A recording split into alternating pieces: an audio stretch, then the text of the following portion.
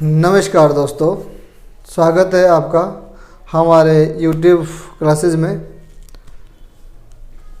कहते हैं कि जीवन लंबा नहीं बल्कि महान होना चाहिए। ये कहावत अगर किसी व्यक्ति पर सही बैठती है तो वो है हमारे शहीद आजम भगत सिंह। जी हाँ दोस्तों, आज हम बात करेंगे शहीद आजम भगत सिंह की।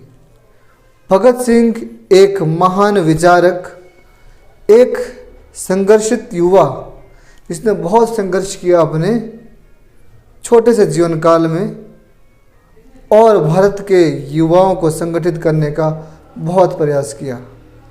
जी आज हम ऐसे ही महान व्यक्ति के बारे में बात करेंगे। भगत सिंह कहते थे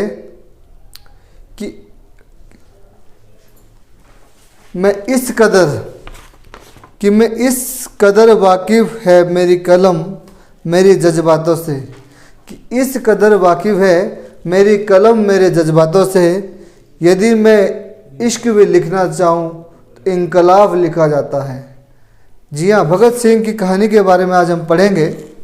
भगत सिंह का जन्म 28 सितंबर 1907 को पंजाब प्रांत में हुआ था और प्रॉपर जो जगह थी वो थी लायलपुर जिला में जो है भगत सिंह का जन्म हुआ था, जो वर्तमान में पाकिस्तान का हिस्सा है। अब ये जो जगह है वो पाकिस्तान में चली गई है। इनके पिताजी का नाम सरदार बिशन सिंह संधू और माता का नाम श्रीमती विद्यावती था। इनके भाई थे एक छोटे से, जिनका नाम कुलवीर था। भगत सिंह के अगर मैं प्रारंभिक जीवन की काल की बात करते, एक बड़ी प्यारी सी घटना है। एक दिन उनके पिता और इनके चाचा जी खेतों में गन्ने बो रहे थे, तो भगत सिंह भी कुछ बो रहे थे। तो उनके पिताजी उनसे पूछते हैं कि भक्ते तुम क्या बो रहे हो, क्या बीज रहे हो तुम? तो भगत सिंह कहते हैं कि पिताजी मैं बंदूकें बो रहा हूँ अपने खेत में, जिससे बाद में आज़ादी निकलेगी। तो जी हाँ, आज़ादी के लिए बहुत बेहतरीन प्रयास किए उन्होंने, पूरी तरह समर्पित थे। ये चाह रहे थे कि मैं अपने भारत देश को जो है अंग्रेजों के चंगुल से छुड़ाकर आज़ाद करवाऊं। भगत सिंह के जीवन में बहुत सारी दुविधाएं थी, क्योंकि भगत सिंह शुरुआत दौर में वो महात्मा गांधी को बहुत फॉलो करते थे, लेकिन कहते हैं कि फिर कुछ ऐसी घटनाएं हुई कि उन्होंने फिर वो महात्मा गांधी के विचारों से संतुष्ट नहीं थे। तो उनके थोड़ा जीवन के बारे में जानने का प्रयास करते हैं। देखिए, भगत सिंह 1919 में जब वो मात्र 12 साल के थे तो वे जलियांवाला बाग हत्याकांड जहाँ पर हुआ था उस जगह पर गए थे। कारण क्या था? देखिए, जलियांवाला बाग हत्याकांड जो 14 अप्रैल 1919 को हुआ था, कारण क्या था? रॉलेट एक्ट के प्रोटेस्ट कर रहे थे लोग, और वहाँ पर जो जनरल डायर थे उन्होंने जो है वो आदेश दे दिया और निर्दोष लोगों पर गोलियां चलानी शुरू कर दी। तो भारत में जो नरसंहार हुआ है, एक बड़ा नरसंहार था ये भी, जिसमें हज़ारों के हिसाब से जो लोगों को मौत के घाट उतार दिया गया। तो जब इस घटना का पता भगत सिंह को लगता है तो भगत सिंह अगले दिन स्कूल नहीं गए, बल्कि जलियांवाला बाग गए वहाँ के हालात देखने। और जब उन्होंने वहाँ पर देखा तो वहाँ से वो मिट्टी लेकर आए थे एक कलश में, और घर में उसकी पूजा करते और बोलते भी इसमें मेरे देश के वासियों का खून है जो अंग्रेज़ों ने बहा है, और एक दिन ऐसा आएगा कि इन अंग्रेज़ों को हम अपने देश से बाहर निकाल कर फेंकेंगे। उसके बाद इन्होंने लगातार प्रयास किया। भगत सिंह पढ़े लिखे व्यक्ति भी थे, लेकिन बहुत दूरदर्शी व्यक्ति भी थे साथ में। जब ये अपने कॉलेज के दौरान में पढ़ाई करते थे तो पढ़ते तो थे ही, पढ़ने में तो बेहतरीन थे ही थे भगत सिंह। साथ ही साथ जो इन्होंने सबसे बड़ा काम किया वो क्या था? युवाओं को संगठित करने का। रोज शाम को मीटिंग करते थे, युवाओं को संगठित करते थे और उन्हें समझाने का प्रयास करते थे कि हम किस तरह से जो है इन अंग्रेज़ों को अपने देश से बाहर फेंकेंगे और किस तरह से हम आज़ादी हासिल करेंगे। भगत सिंह प्रारंभिक जीवन काल में, यानी शुरुआत दौर से ही बहुत ज़्यादा डेडिकेटेड थे आज़ादी के लिए, और बढ़ चढ़कर प्रयास कर रहे थे अपने लेवल पे कुछ किया जाए। हालांकि इनके पेरेंट्स उस समय आपको पता है अर्ली मैरिजेज हो जाती थी बहुत जल्दी, तो इनके पेरेंट्स भी चाह रहे थे, इनकी माता जी खास करके, कि भगत सिंह जो एक लड़की को देख ले किसी और उनसे शादी करने के लिए तैयार हो जाए। प्रपोजल आए थे इनको शादी के बहुत सारे, लेकिन भगत सिंह ने कहा था भाई कि मैं शादी नहीं कर सकता, क्योंकि जिस राह पर वो चले पड़े थे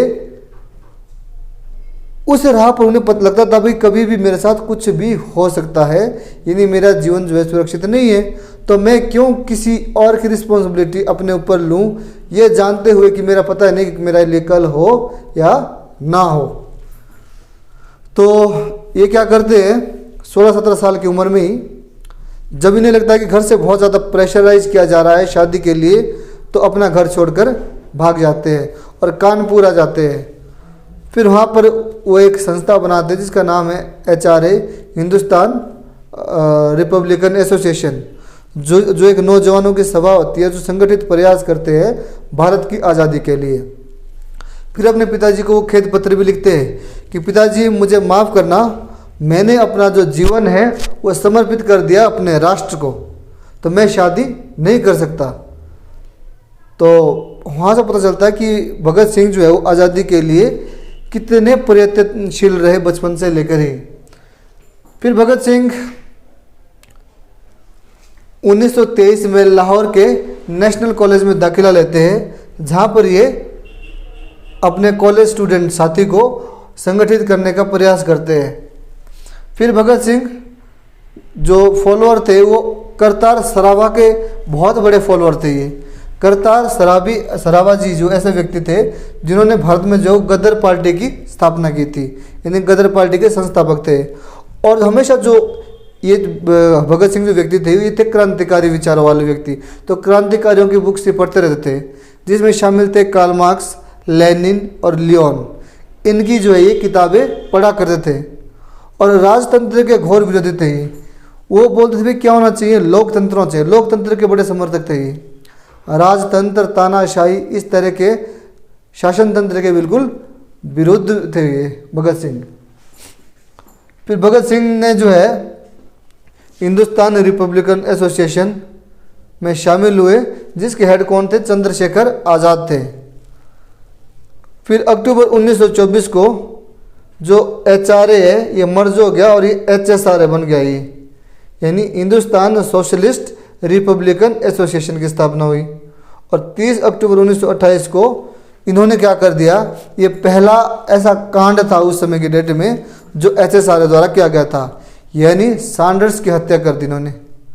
एक अंग्रेज अधिकारी था और उस अंग्रेज अधिकारी को जो है भगत सिंह और उनके साथियों ने जो है वो गोली से उड़ा दिया, मार दिया। फिर 8 अप्रैल 1929 की वो बड़ी घटना होती है।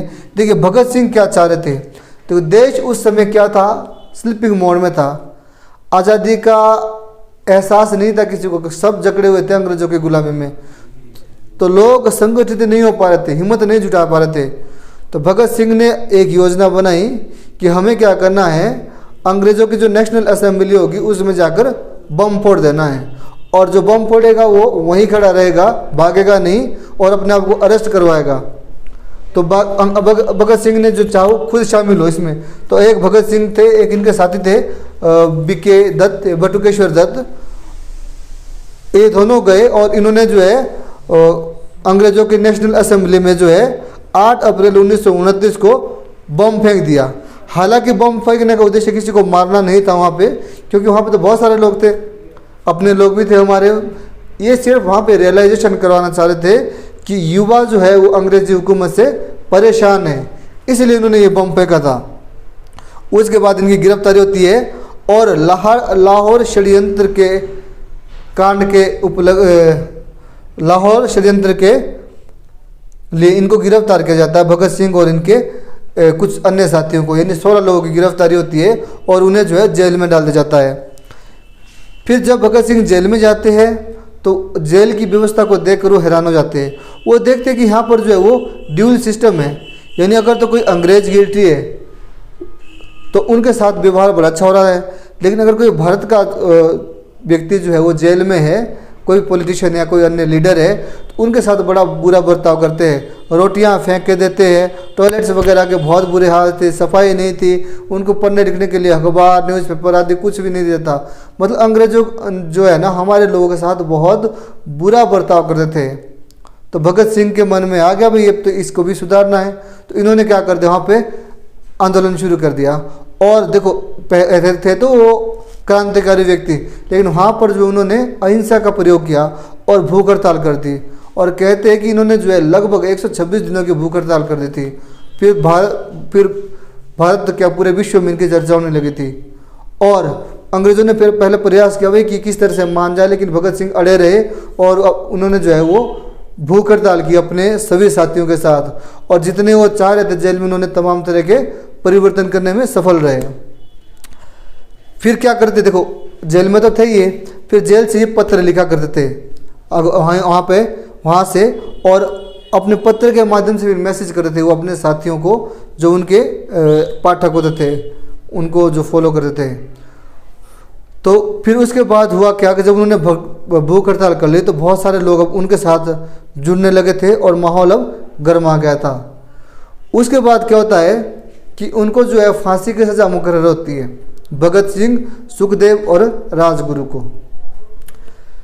फिर जो उनके साथी लोग होते हैं HSRA के साथी, वो चाह रहे कि भगत सिंह को किसी तरह से बचा ले और इन्हें जो है हमने रिहा करवाना है ताकि इन्हें फांसी पर ना चढ़ा जाए। फिर कई बार प्रयास करते हैं उनके साथी कि भगत सिंह हम आपको जो है छुड़ाने आए जेल से, आप हमारे साथ चलिए और हम अंग्रेज़ों के चंगुल से निकल जाते हैं। लेकिन भगत सिंह जो है वो बिल्कुल मना कर देते हैं।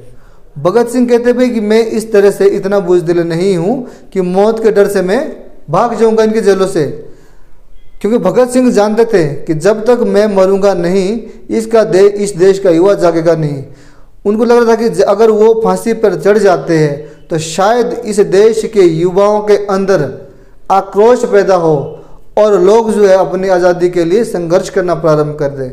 तो भगत सिंह ने को 2-3 बार प्रयास किया था उनके साथियों ने कि वो जेल से भाग जाए, लेकिन भगत सिंह ने एक्सेप्ट नहीं किया। उन्हें बोला कोई बात नहीं, मुझे फांसी होनी कोई बड़ी बात नहीं है, मैं मर जाऊंगा इसमें क्या है, लेकिन मैं चाह रहा हूँ कि मेरा देश का युवा जागे और वो आज़ादी के लिए संघर्ष करे। तो फाइनली क्या होता है, तो ऐसे उनको जो सज़ा मुकर्रर हुई थी वो सज़ा हुई थी 24 मार्च को। लेकिन जब वो देखते कि देश में गर्मा गर्मी का माहौल पैदा हो गया है तो अंग्रेज उससे डर जाते हैं कि भाई अगर हमने भगत सिंह को 24 तारीख को फांसी दी तो लोगों का तो हुजूम इकट्ठा हो रहा है और कहीं ऐसा ना हो कि लोग इतने ज़्यादा संगठित हो जाए कि हमें मार के बाहर भगा दे। तो उनकी जो फांसी का जो वक्त है वो 11 घंटे कम कर दिया जाता है और उनको जो है वो 23 मार्च 1931 को ही फांसी दी जाती है, यानी एक दिन पहले 11 घंटे का समय घटा के, ताकि 24 तारीख को बहुत सारे लोग यहाँ पे इकट्ठे ना हो। तो ये थी कुछ उनके बारे में रोचक बातें। अगर उनकी बात करें उनके साहस की, तो देखिए भगत सिंह को जब फांसी की सुनवाई हो जाती है और वहाँ पर जेलर आते हैं, साथ में उनके वकील आते हैं, तो उनसे पूछते हैं भाई कोई तुम्हारी आखिरी इच्छा तो नहीं है और तुम्हें जो फांसी होने वाली, तुम कुछ अनकम्फर्टेबल सा फील तो नहीं कर रहे हो?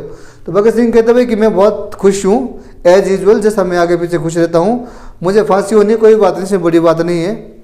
फिर वकील साहब उनसे उनके जो वकील होते हैं पूछते भाई तुम्हारी कोई इच्छा तो नहीं है मन में? तो हाँ बोलता है कि हाँ मेरी एक इच्छा है कि मैं चाहता हूँ कि जब मैं दोबारा पैदा हूँ तो इसी भारत धरती पर मैं पैदा हूँ और अपने देश के लिए मुझे फिर से मरने का मौका मिले, मैं अपने देश के ऊपर फिर से निचार हो सकूँ, ऐसी मेरी मंशा है। तो उसके बाद क्या होता है, फाइनली 23 मार्च 1931 को भगत सिंह को फांसी दे दी जाती है और वो मर जाते हैं। लेकिन देश में जो उन्होंने माहौल तैयार किया उसके उपलक्ष्य में, उसके बाद देश का युवा और ज़्यादा संगठित हो जाता है। जो उनके फैन फॉलोइंग होते हैं उन सबको लगता है कि उन्हें तो मिलकर उस समय प्रयास करना चाहिए था, लेकिन उनके मरने के बाद देश में जो एक माहौल बन जाता है जिसको हम गरम दल बोलते हैं ना, और उन्होंने बहुत प्रयास किया भगत सिंह की तरह आज़ादी के लिए। और फाइनली जैसे हम जानते हैं कि 1947 में हमें अंग्रेज़ों से आज़ादी मिल गई थी। हाँ, अब हम बात करते हैं कि भगत सिंह के जीवन से हमें क्या सीखने को मिलता है। भगत सिंह ने हमें जाते जाते क्या सिखा दिया। देखो, भगत सिंह के जीवन से जो हमें प्रेरणा मिलती है, सीखने को मिलती है, पहली चीज़ होती है जीने का एक मकसद। देखिए, हम अधिकांश लोग ऐसे होते हैं, क्या होती है हमारी रूटीन लाइफ? पैदा होना, खाना पीना खाना, शादी करना, बच्चे पैदा करना और मर जाना। एक स्पेसिफिक हमारा गोल नहीं होता। बहुत सारे लोग तो देखिए 23 मार्च 1931 में, यानी मात्र 24 साल के थे भगत सिंह जब इनको फांसी दी गई थी। तो 24 साल की उम्र में इनको फांसियों का इतना बड़ा काम कर गए थे अपने देश के लिए। और हमारे आजकल की जो युवा पीढ़ी है, हम लोग तो डिसाइड ही नहीं कर पाते 30-30 साल तक कि करना क्या है। तो भगत सिंह की जो जीवन से हमें पहली शिक्षा मिलती है सीखने को, वो मिलती है भाई कि जीने का मकसद। बचपन में इन्होंने अपने जीवन का एक मकसद बना लिया था, वो था भारत की आज़ादी। ये चाह रहे थे भी मैं अपने भारत देश को आज़ाद करवाऊँ। तो ये इनके जीवन से हमें पहली शिक्षा क्या मिलती है सीखने को, कि लाइफ में एक ऑब्जेक्टिव का होना बहुत ज़रूरी है। आपके जीवन का एक उद्देश्य होना चाहिए। अगर आपके जीवन का एक उद्देश्य होगा तो आपका जो ध्यान है वो फालतू के कामों से अपने आप हट जाएगा और आप अपने उद्देश्य के लिए पूरी तरह से समर्पित हो जाएंगे और प्रयास करेंगे उसे पाने के लिए। दूसरा नंबर होता त्याग की भावना। कहते हैं ना कि great works need great sacrifice, यानी महान काम जो है वो महान त्यागों से ही संभव होते हैं। देखिए, आज हम वर्तमान में भी क्या चाह रहे हैं? हर कोई चाहता है कि सिस्टम अच्छा हो, बेहतर हो, अच्छे स्कूल हो, अच्छे कॉलेज हो, अच्छे मेडिकल फैसिलिटी हो, लेकिन आवाज़ कोई नहीं उठाना चाहता, बुराई कोई नहीं लेना चाहता, सेक्रीफाइस कोई नहीं करना चाहता। यही तो कारण है कि देश में इंकलाब नहीं आता। तो हम क्या बोलते हैं, जो अमीर लोग हैं, अमीर वर्ग है, उन्हें ज़रूरत नहीं, मिडिल क्लास वालों